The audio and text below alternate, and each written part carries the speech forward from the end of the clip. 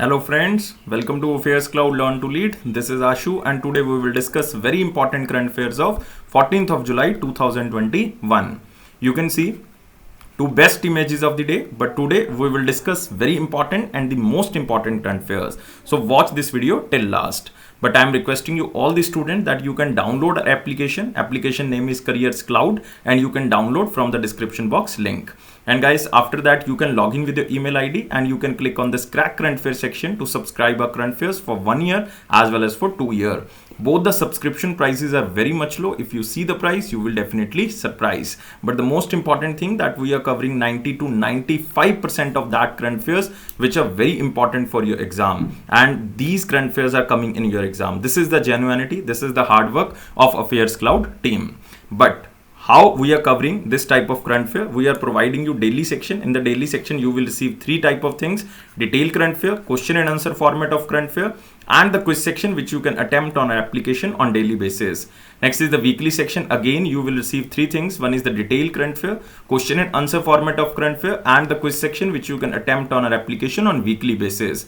And last and the most important section is the monthly, and we are providing four type of PDFs: detailed current affair, question and answer format of current affair, best 100 current affair, that is also provided in the form of question and answer, and the pocket PDF. It means the 2-liners and the 3-liners current affair will be provided to you so that you can revise the current affairs in quick format before your exam.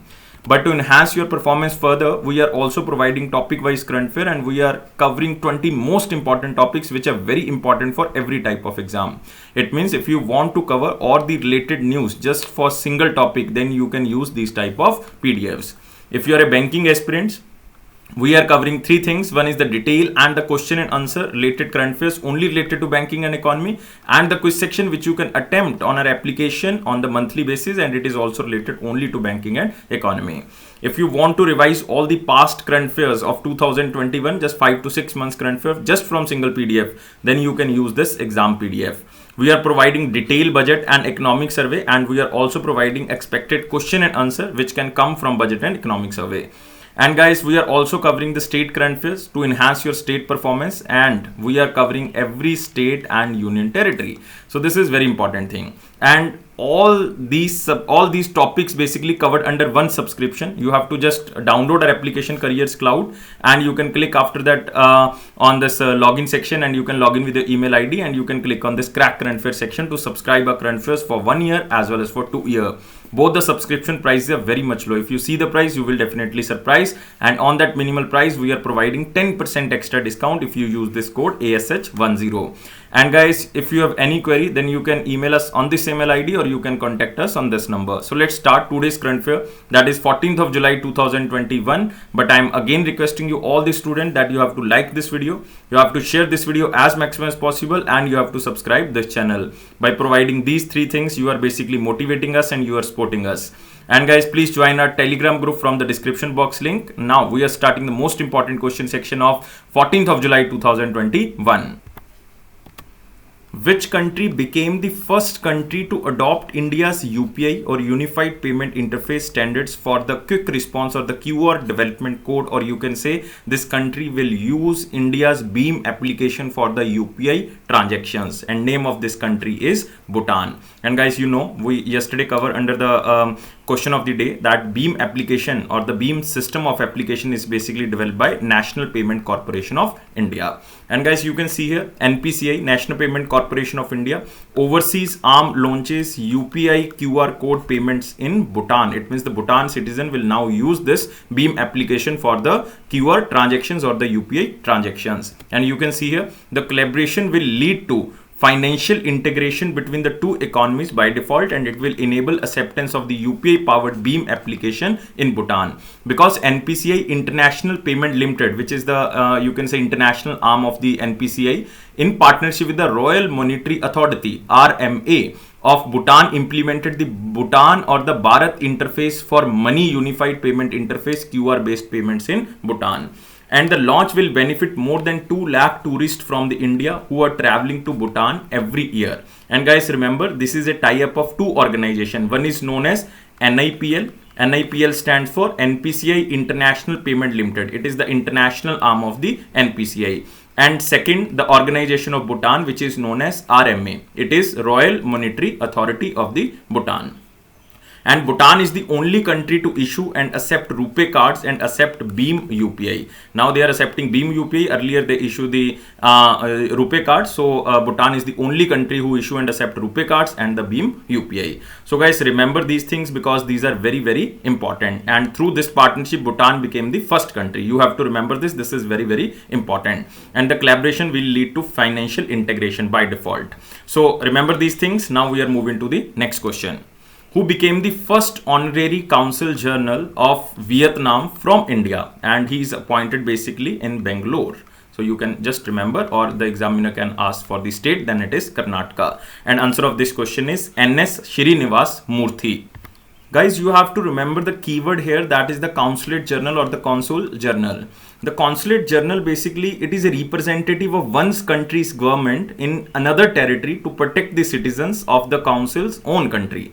It means this person basically protect the rights and protect the you can say citizens of the Vietnam. Especially we are talking about the Vietnam, and name of this person is N.S. Srinivasa Murthy. You have to remember, and you can see here the picture of this person, and Vietnam appointed N.S. Srinivasa Murthy first honorary consul general in India, or the consulate general in India. And Vietnam Minister of Foreign Affairs appointed, and the full name is Nama Subiha Seti Srinivasa Murthy. Very long name, you have to just remember N.S. Srinivasa Murthy, or you can just remember Srinivasa Murthy as an honorary consul general or the consulate general of Vietnam. Only for which area? It is for Bengaluru, Karnataka. This is important thing because examiner can ask about the state.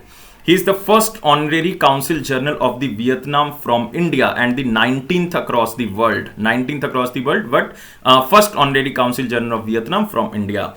And he will provide consular protection of the state's interest and lawful rights and interest of Vietnamese citizens which are situated or which are working in Bangalore, along with promoting Vietnamese investment in Bengaluru, trade and tourism within Bengaluru and Karnataka. And he is appointed for the time period of 3 years. 3 years. And guys, remember, currently in Bengaluru there are consulate generals of 8 countries, like you can say Switzerland, Germany, UK, France. So Bengaluru is very important because you can say many multinational companies are basically situated in Bengaluru. That's why total you can say 8 consulate generals are appointed from different countries in Bengaluru, and now one is Vietnam. So you have to remember this. The name is very important. You can see here N.S. Srinivasa Murthy.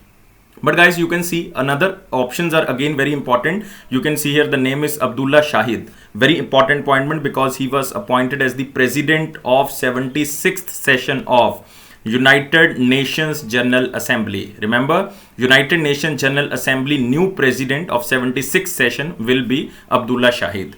Ranjit Singh Desale, Global Teacher Award of 2021 by the Ranjit Singh Desale from Mumbai, Maharashtra, you can say. And he was recently appointed as World Bank Education Advisor. World Bank Education Advisor to for the period of like 2021 to 2024. Examiner can ask this period. Vishavir Ahuja, very important appointment, and you can remember because he was recently appointed as MD and CEO of RBL Bank. Basically, he was not appointed, his tenure was extended. MD and CEO of the RBL Bank. So remember these things because these are very important appointments of 2021. Now we are moving to the next question. India's first crypto gamic garden inaugurated in which state? So guys, the most important keyword here is the crypto gamic garden. So what is the meaning of this crypto gamic garden? So guys, you can see this. Crypto gamic means hidden reproduction, which refers to the fact that no seed, no flowers are produced. And examples are like algae, you can say, bryophytes like moss and the liverworts, lichens, ferns, fungi are the best known groups of the cryptogams, or you can say cryptogamic. And guys, remember they are lower plants which have existed on Earth since the Jurassic era. And they are good, you can say, bioindicators, as species like lichens do not come up in the population or the infected areas. So you can just remember it means hidden reproduction, which refers to the fact that no seed, no flowers are produced. And this first cryptogamic garden was inaugurated in the state of Uttarakhand. So you have to remember the name of the state. And you can see here, it is India's first cryptogamic garden, which has nearly 50 species of lichens, ferns, fungi, you can say algae, bryophytes like moss, liverworts, was inaugurated at Deoban area in the Dehradun district. Especially I am talking about the Uttarakhand students. You have to remember the exact district is Dehradun and exact area is Deoban area. Guys, Uttarakhand state is very important for you. Recently, new chief minister was appointed, and new chief minister name is Pushkar. You can just remember the keyword here, the Pushkar Singh Dhami is the full name, and governor is Baby Rani Maurya. You can also remember because it is a unique name. And guys, remember the national parks, very important, like Rajaji National Park is there. Jim Corbett National Park, this is the oldest national park of India. Nanda Devi Biosphere Reserve, the Nanda Devi National Park is there. Valley of Flowers National Park is also there. Gangotri National Park. Gangotri basically is the glacier, and Ganga rivers originate from the Gangotri glacier. You can remember, it means it starts from the Uttarakhand state. Starts from the Uttarakhand and the area of Bhagirathi. That's why the Ganga originally named as the Bhagirathi. Next, one national park is Govind Pashu. So you can remember this. So Rajaji, Jim Corbett, Nanda Devi, Valley of Flowers, Gangotri, and Govind Pashu Vihar National Park. So these are the very important national parks in Uttarakhand. Now the most important keyword, that is cryptogamic garden, and it is situated in Uttarakhand. Now you know what is the meaning of cryptogamic. Moving to next question. So guys, all the most important questions are covered. Now we are moving to the very important questions, and you have to like this video. You have to share this video as maximum as possible, and you have to subscribe this channel if you are new on this platform. By providing these three things, you are basically motivating us. And guys, please join our Telegram group from the description box link. And here is the question. Which state recently launched the Chief Minister COVID-19 Widow Support Scheme? Especially it is after the COVID-19, second stage of COVID-19 you can say. And this state launched Chief Minister's COVID-19 Widow Support Scheme. And answer of this question is Assam. So guys, remember. And you can see here, Himant Biswa Sharma, he was also appointed as the new Chief Minister of Assam. And he launched a scheme to give rupees 2.5 lakh. That is a huge amount which will be given to the widows whose husbands died due to COVID-19. And it is one-time financial assistance which will be provided by Assam government. So remember, Assam Chief Minister Himant Biswa Sharma launched this scheme, and it is to provide social and financial securities to the widows of COVID-19 victims, for the COVID-19 victims. And it is a one-time financial assistance of rupees 2.5 lakhs each, and it will be provided to the COVID-19 widows whose family annual income is less than 5 lakh per annum. 5 lakh per annum. And guys, remember, whose husband died due to COVID-19, the financial assistance will be provided to those widows.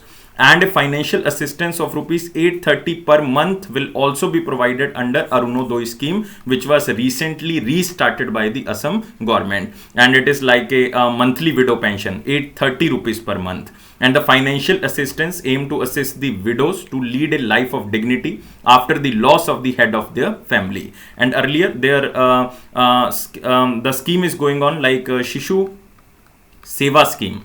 That is for the children. And the Assam government had already launched this Shishu Seva scheme to provide a 3,500 rupees per month. Remember, per month to children who lost their parents due to COVID-19. This was already started by the Assam government. So these are very important things you have to remember. 2.5 lakh assistance scheme, 3,500 under the Shishu Seva scheme, and under the Arunodoi scheme, it is 830 rupees per month for the, you can say, widows. So remember these things. These are very, very important. And guys, remember about Assam. Assam Chief Minister is Himant Biswa Sharma, and Governor is Jagdish Mukhi. Jagdish Mukhi, and capital is Dispur. You can also remember very important national parks in Assam. Very, very important. Even national parks are there. Recently, one national park was declared. Total 7 national parks are there. One is Kaziranga National Park, Manas National Park. Manas is also one of the biosphere reserve. Nameri National Park. This is again very important. Dibru-Saikhowa. This is also one of the biosphere reserve. Dibru-Saikhowa. Orang National Park. Orang National Park. Next is Raimona National Park. Raimona was also recently declared, but it was the 6th National Park of Assam. Now 7th National Park was also declared. The name is Dehing Patkai. Remember, Dehing Patkai. is the new national park of the Assam. So it is the 7th national park. So I am repeating again: Kaziranga, Manas, Nameri, Dibru-Saikhowa, Orang, Raimona, and the Dehing Patkai. These are the 7 national parks in Assam. Now we are moving to the next question.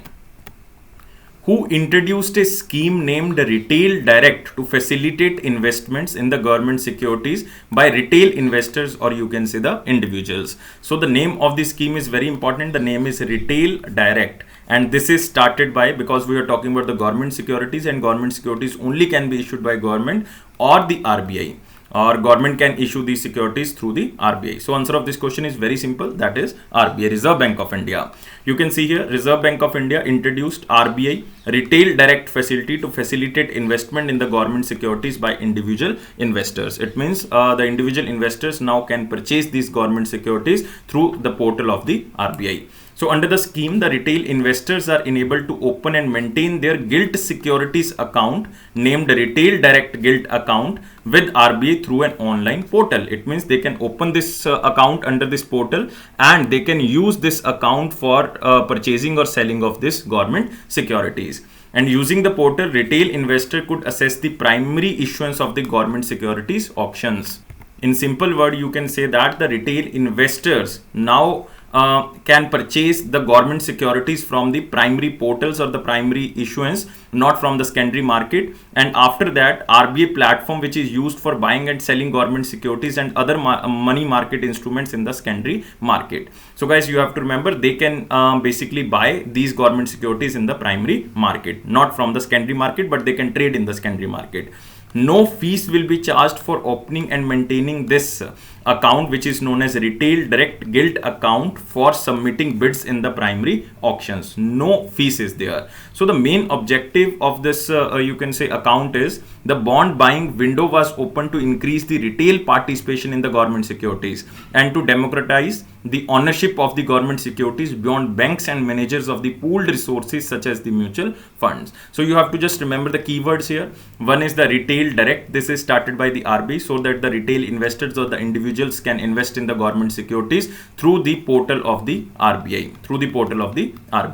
So this is the main function of this retail account. And guys, you can also remember about the name of the retail account, Retail Direct Gilt account. You can also remember this. Now we can moving to next question.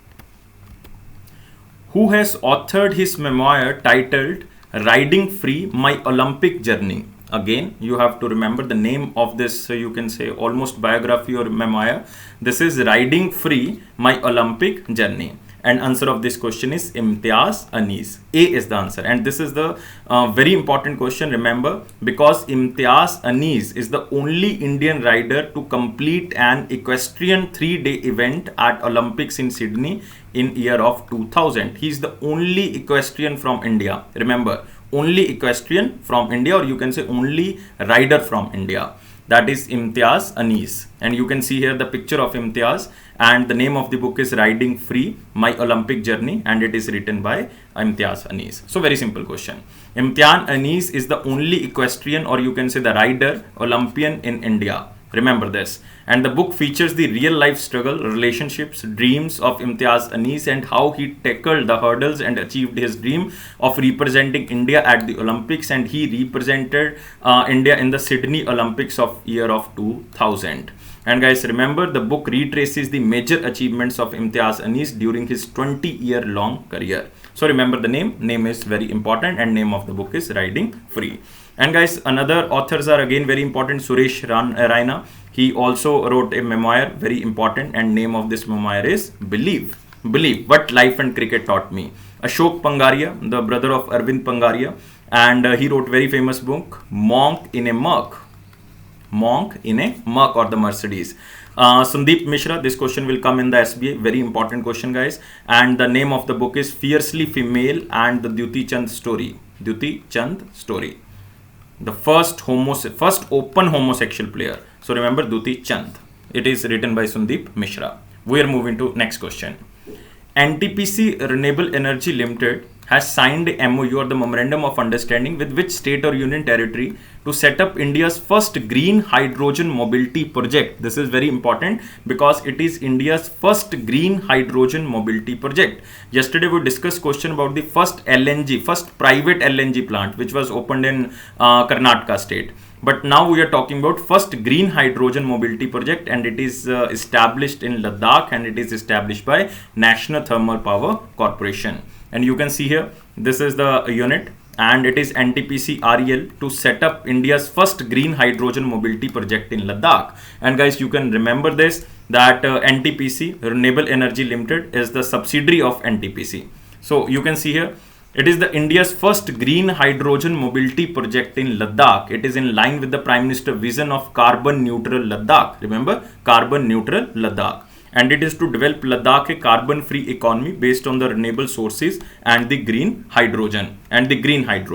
Because NTPC has plans to launch 5 hydrogen buses. Remember, 5 hydrogen buses in Ladakh. It also aims to set up a solar plant and a green hydrogen generation unit in Leh. Green hydrogen unit in Leh. And the setting up of this green hydrogen unit in Leh will make the first city in India to implement a green hydrogen based mobility project. Remember this. And recently, NTPC also revised its target of achieving 60 gigawatt from wind and solar energy capacity by the 2032. So you can also remember this.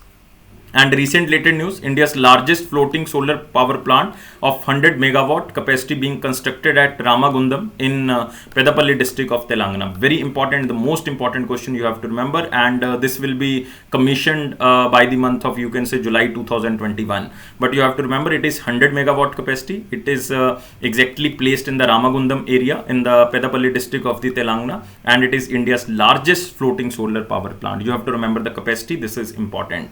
And remember about NTPC REL, that is Renewable Energy Limited, is a 100% subsidiary of NTPC, and its chairman and managing director is Gurdeep Singh. So you have to remember these things. And guys, remember, NTPC is planning to set up a solar plant and green hydrogen generation unit in Leh. And if it was established, or NTPC is planning, because it is a vision of Prime Minister, that is carbon neutral Ladakh, then Ladakh or the Leh will become the first city in India to implement a green hydrogen based mobility project. But when it will be established, we will definitely cover this news. But you have to remember about Ladakh, Lieutenant Governor Radhakrishan Mathur, and very important national park is there, Hemis National Park, not in Jammu and Kashmir, it is in Ladakh. Remember. Moving to next question. National Insurance Company Limited, or NICL, will provide an insurance policy for the first time to insure which animal? So we are talking about one animal, and for this animal, insurance policy will be provided, and it will be provided by National Insurance Company Limited. And answer of this question is high altitude yaks. So remember, answer of this question is yak. And it is the first time that to insure the highly altitude yaks against the risk. And you can see here the picture of yak. In a first, yaks insured against accidents and the natural disasters.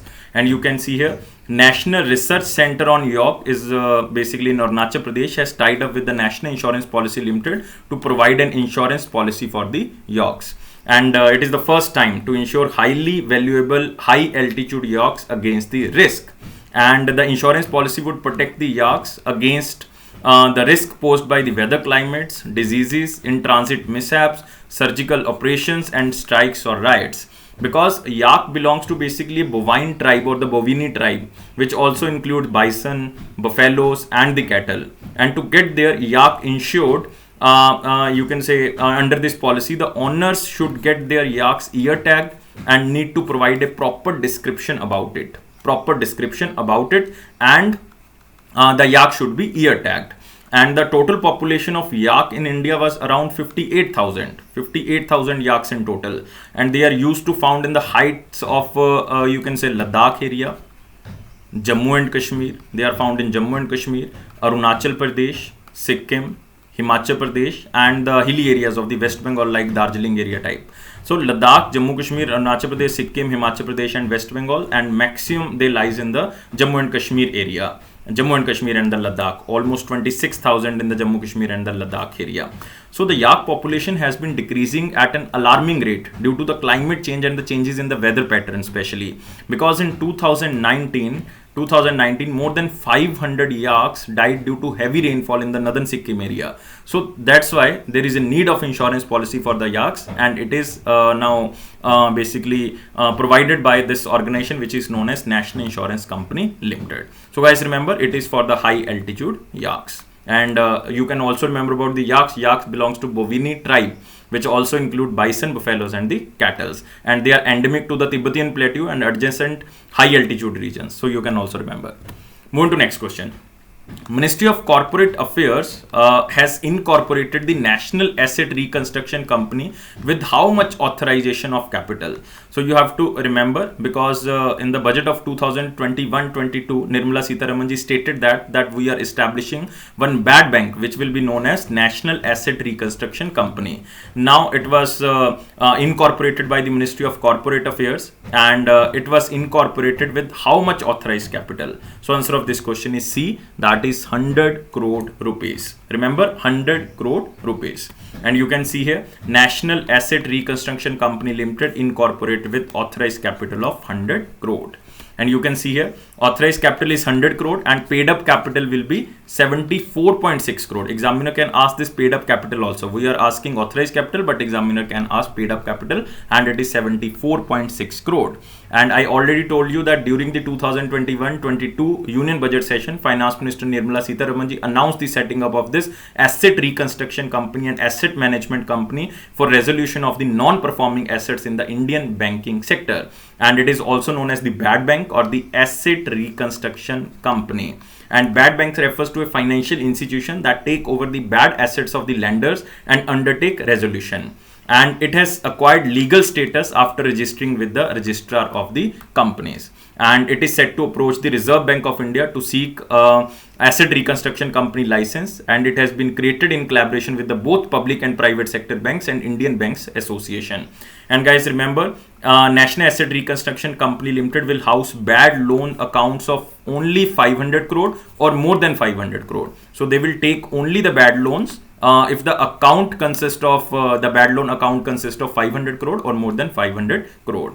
And it will pay up 15% amount, 15% of agreed value for the loans in cash, and remaining 85% in the government guaranteed securities. So remember, 15% in cash and 85% in the government securities. And Canara Bank would be the sponsor for National Asset Reconstruction Company Limited. We already covered this question in the most important section, and will hold a 12% equity, which is highest. Remember this. But other banks are also holding some type of the equity, but it is 10% or less than 10%, but maximum lies with the Canara Bank. And guys, remember, stressed asset worth rupees 89,000 crore to be transferred in the first phase. In the second phase, they will transfer 2 lakh crore, but in the first phase, they will transfer 89,000 crore. And Rao Inderjit Singh takes charge as the Minister of State for the Ministry of Corporate Affairs. You have to remember, because Union Ministry is Nirmala Sitharaman, Ministry of Corporate Affairs, Rajya Sabha member from the Karnataka, but new Minister of State will be the Rao Inderjit Singh, and he is member of Lok Sabha from the Gurugram or the Gurgaon area of Haryana. And guys, who is the you can say the first managing director of National Asset Reconstruction Company Limited? It is Padam Kumar Nair. You can also remember this. I am writing here. Padam Kumar Nair. Padam Kumar Nair, a stressed asset expert from the SBI, will serve as the managing director of National Asset Reconstruction Company. So all the most important things we covered. Now we are moving to the next question. But guys, remember, this question is most important for the banking aspirants. Moving to next question. Which state government signed MOU with 14 different companies for the Chuetha scheme? So you have to remember, my pronunciation can be wrong with this scheme, but you have to remember it is Chuetha scheme, and it is basically started by Andhra Pradesh. Now Andhra Pradesh signed MOU with the 14 different companies for implementation of this scheme. You can see here, Andhra Pradesh government signs MOU with the 14 companies under YSR Chuetha scheme. And you can also see here, it aims to improve the livelihood of the 6 lakh women through the business opportunity with the companies. So this is again very important. That's why they tied up with the 14 companies. And the collaboration will help women entrepreneurs for sales of their products with the companies. And it will assist women from the minority communities like scheduled caste, scheduled tribe and backward class through financial aid. And how much financial aid will be provided? It is 75,000 will be provided, but it will not be provided under one installment. It will be provided under 4 equally yearly installments like 18,750. And it means in the 4 years they will receive 75,000 rupees. And the age group will be covered like 45 to 60 years, and duration automatically will comes under 4 years because 4 equal installments are there, and each installment consists of 18,750 rupees. And guys, remember, so far a total of 8,000 crore has been credited to 24 lakh women in 2 installments under the YSR Chauथा scheme. So the most important points are there, like it is a financial assistance scheme which will be given to the women to start their business, and they can sell their products to these 14 companies for which Andhra Pradesh government tied up, and they can basically increase their income. And it is specially provided to the minority communities only, that is SC, ST and the BC. And remember, total amount will be 75,000. Implementation time period is 4 years. Age is 45 to 60 years. So this is the most important scheme for the Andhra Pradesh women, especially for the women who want to become the entrepreneurs. And recent related news, you have to remember, Andhra Pradesh became the first Indian state to incorporate gender budget in its annual budget. Remember, gender budget in its annual budget to improve the condition of the women in the state. So remember, gender budget. This is the first time that Andhra Pradesh government started. Now we are moving to the next question, but you have to remember about Andhra Pradesh.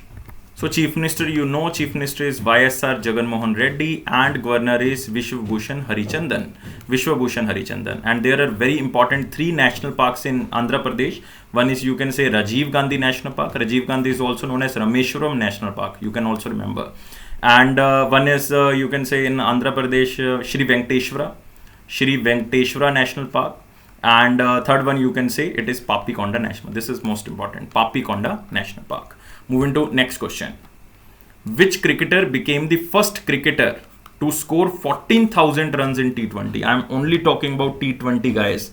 And this is the only cricketer who scored 14,000 runs. That is a huge. And this cricketer is also known as Universal Boss. I think now you can guess. Answer is Chris Gayle. So West Indies cricketer Chris Gayle, popularly known as the Universal Boss, created history by becoming the first ever batsman to score 14,000 runs in T20 format. And he achieved this feat during the ongoing T20 international between Australia and West Indies. And he also holds the record for highest individual score of 175 runs in T20 format in 2030 in IPL, or the Indian Premier League. So you have to remember it is Chris Gayle, and you can remember the question only as in slide. Moving to next question. Who authored a new book, The Long Game, How the Chinese Negotiate with India? Again, one important book you can see here. And the name of the book is The Long Game, How the Chinese Negotiate with India. Yesterday we covered one book, and it was the relation between USA and China, how USA basically protected China in the starting, like in 1971, but now there is a cold war between the USA and the China. Now a book again related to China and India, but it is named as The Long Game. And this book is written by Vijay Gokhale. Remember, he was the former secretary of India, and name is Vijay Gokhale. And you can see here how the Chinese long negotiated with India. Remember, The Long Game, How the Chinese Negotiated with India. It is written by Vijay Gokhale. And the book is focused on diplomacy and China's method of operation in diplomatic negotiation. And guys, remember the agreement on the trade and intercourse between the Tibet region of China and India in the 1954 also mentioned under this book, because the book examines how China negotiated with India in the past through 6 historical and recent events in the Indo-China relationship, like the India's nuclear test in 1998 is mentioned, China's formal recognition of Sikkim as a part of India in the year of 2005, that is also mentioned, India-China diplomatic negotiation on the 123 nuclear deal in 2008, that is also mentioned. So the 6 main points are mentioned between India and China. And the book aims to identify the strategy, tactics, and the tools used by the China during the diplomatic negotiation with India. And this person also wrote, like Vijay Gokhale recently wrote one very famous book, that was Tiananmen Scare. You can also remember Tiananmen Scare, The Making of a Protest. It is also basically written by Vijay Gokhale. The two books now written by Vijay Gokhale, first was the Tiananmen Scare and second is The Long Game. But another authors are again very, very important. Recently they wrote some books, like Sanjay Baru recently wrote India's Power Elite. Remember, India's Power Elite. This book is written by Sanjay Baru. Shakur Rathir, he wrote a book about the Jammu and Kashmir, Life in the Clock Tower Valley. Life in the Clock Tower Valley. Sunita Dwivedi, she wrote a book about Buddha in Gandhara. Buddha in Gandhara. Basically, it is about the Afghanistan and the especially the area where the Buddha architecture was emerged. So it was Gandhara School of Arts and it was developed during the time period of Kanishk, or you can say Kushans. So remember this.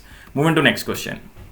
Government again formed the cabinet committees like Samriti Irani, Bhupender Yadav and Sarabnanda Sonowal, part of the panel of political affairs. So it means after a major reorganization, the Prime Minister Narendra Modi led Union Cabinet, the government has reconstituted the cabinet committees with the inclusion of new ministers. You don't have to remember the names of the ministers who are included under the different committees. Like you can just remember the heads if you want. Otherwise, it is not so much important. Cabinet Committee on Political Affairs, Cabinet Committee on Investment and Growth, Cabinet Committee on Employment and Skill Development, and Cabinet Committee on Securities. These four committees are basically constituted under the chairmanship of Prime Minister Narendra Modi. It means all the committees will be headed by Prime Minister Narendra Modi. But you have to remember the two committees. Appointment Committee of the Cabinet, because it will be headed by the two members, like one is the Narendra Modi, second is the Amit Shah, the two most important faces of the Union government. And the Cabinet Committee on Parliament Affairs will be headed by Rajnath Singh, the Ministry of Defence. You have to remember this. This is the most important thing under this question. Cabinet Committee on Parliament Affairs will be headed by Rajnath Singh. This can be asked. Otherwise, the question will not be asked. Now we are moving to the next question. So all the most important, the very important questions are covered. We are moving to the important question section. But you have to like this video, you have to share this video as maximum as possible, and you have to subscribe this channel if you are new on this platform. And remember, by providing these three things, you are motivating us and you are supporting us. And guys, you can join our Telegram group from the description box link, and here is the question. Which organization released a report named as a Human Genome Editing, a framework for the governance? So it is related to health, because we are talking about genome editing, and it is basically released by World Health Organization. You have to remember, it is released by WHO. And you can see here, Indian Stem Cell and Development Biologist part WHO Advisory Committee on Human Genome Editing, because they are not basically released one report. They released two reports. One is Human Genome Editing Recommendation, second is Human Genome Editing, a framework for the governance. And these two reports are basically issued by WHO Expert Advisory Committee, which was on developing global standards for the governance and oversight of the human genome editing. So this is the name of the committee. You don't have to remember this large name. You have to just remember it is a WHO Expert Advisory Committee. And one Indian was also under this committee, and Indian Stem Cell and Development Biologist Professor Manisha S. Inamdar is a part of this committee. So you can just read this name, otherwise it is not so much important. And it is the first global recommendation on appropriate institutional, national, regional and the global governance mechanism for the human genome editing.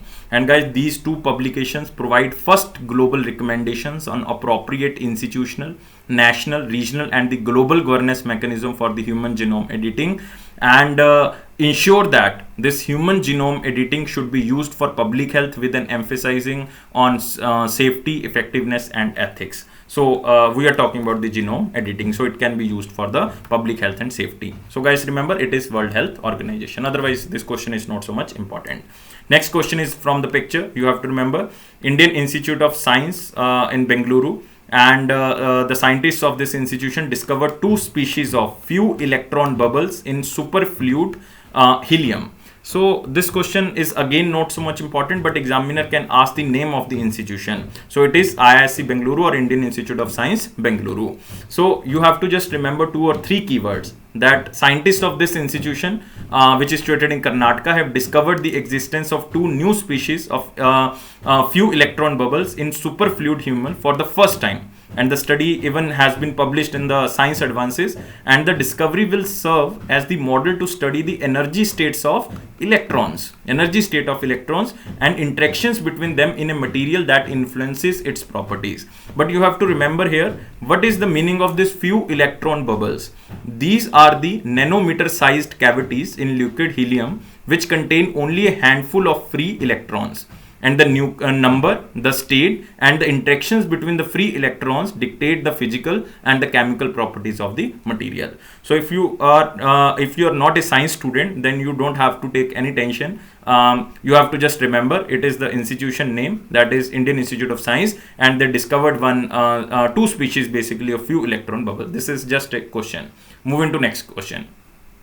So again we are moving to the one-liner important point. Here is we have to change the color first. Yes, here is the APEDA and NAFED collaborated to strengthen export linkage of farmer cooperatives and the, you can say, farmer producer organization.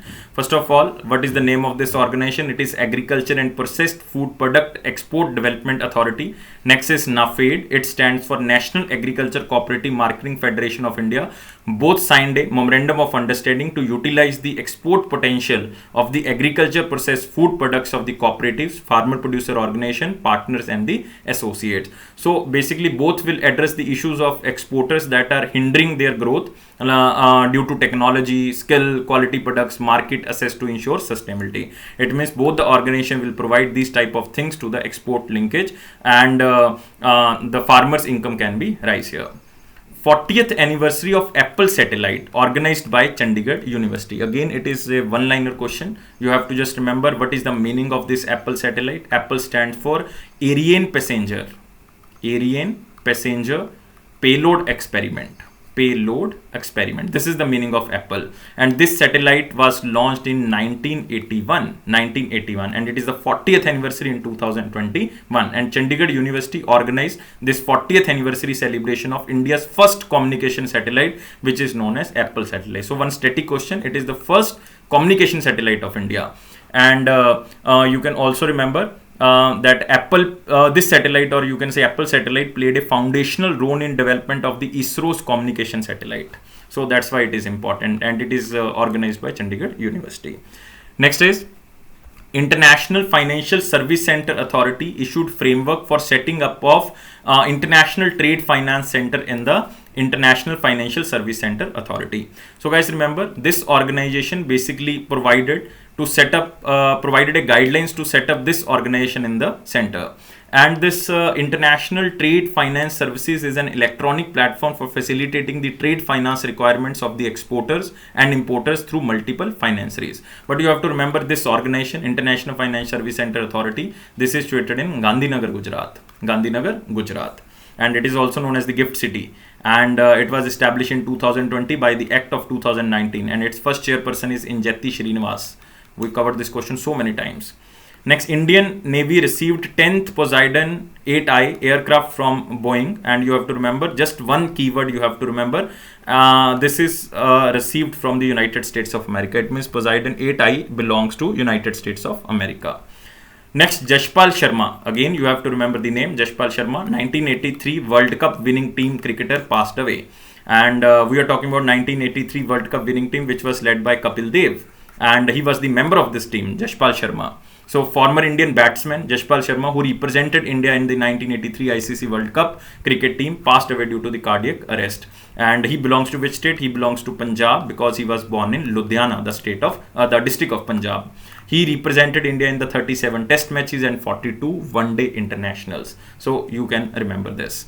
Next is Ganga Expressway, India's second longest expressway. Guys, remember, because the longest expressway of India is Delhi to Mumbai Expressway, and it is 1350 kilometer. So this is the longest expressway. Ganga Expressway, basically a 594 kilometer expressway, 594. and it covering important cities of Uttar Pradesh, and it will be constructed by the month of September in 2021. And this planned expressway is the second longest in India, with 6 lanes covering Uttar Pradesh from Meerut to Prayagraj. From Meerut to Prayagraj. And this will cut the travel time between Delhi to Prayagraj from 11 hours to 6 hours. It means you can reach from Delhi to Prayagraj within 6 hours. Earlier, the time taken was 11 hours. So remember, second longest expressway is Ganga Expressway. But now, the longest expressway of India is Delhi to Mumbai. Its total length is 1350 kilometers. Now we are moving to the question of the day. What was the question of 13th of July 2021? How many branches of payment banks must be in the unbanked rural areas? First of all, guys, you have to remember what are the payment banks. We covered this question so many times, but I'm again discussing for you. Payment banks is an Indian new model of banks conceptualized by the Reserve Bank of India. And these banks can accept a restricted deposit, like almost maximum to maximum they can take the deposit of 2 lakh rupees. Earlier it was 1 lakh, but now it is increased to 2 lakh rupees per customer, and maybe increased further in the time. And these banks cannot issue loans or the credit card. You have to remember, they cannot issue loans and the credit cards. And both current account and saving account can be operated by these banks. And these banks can issue ATM cards and debit card, but not the credit cards, because credit card is type of a loan and they can't give loans. And Bharti Airtel set up India's first payment bank, that is Airtel Payment Bank, in 2017. You can also remember this. And guys, remember, payment banks are not permitted to lend any person, including their directors. Even directors cannot borrow money from the payment banks. And 25% of its branches must be in the unbanked rural areas. So remember this. Answer of this question is A, 25%. And the bank must use the term payment bank in its name to differentiate it from the other banks in India. And remember, I already asked this question in the question of the day. The banks will licensed as a payment bank under Section 22 of the Banking Regulation Act of 1949, and will be registered as a public limited company under the Companies Act of 2013. So these three things are again very important. These are technical things, that they are registered under the Section 22 under the Banking Regulation Act of 1949, and they are registered as a company under the Companies Act of 2013. So remember these things. Moving to the question of the day. What is the question? Very simple question. What do we call the instruments of the monetary policy which directly affect the quantity of the money supply? The answer is given in the question, guys. If you read this carefully, then you can give the answer. Answer of this question will be given only in the comment box. Please answer only in the comment box. I'm waiting your answer. And guys, please like this video, please subscribe this channel, please share this video as maximum as possible, and please press this bell button and join our Telegram group for the official notifications. And it is Affairs Cloud promise that it will boost your confidence in the general awareness section definitely. And you can subscribe our PDFs from our application downloading link is given in the description box. You can subscribe for 1 year as well as for 2 years. 10% discount we are providing if you use this code ASH10. And guys, remember, don't take life so much serious. Life is just full of fun, and you can enjoy it. And please be happy, because happiness is the key of success. Thank you guys. Take care and be happy.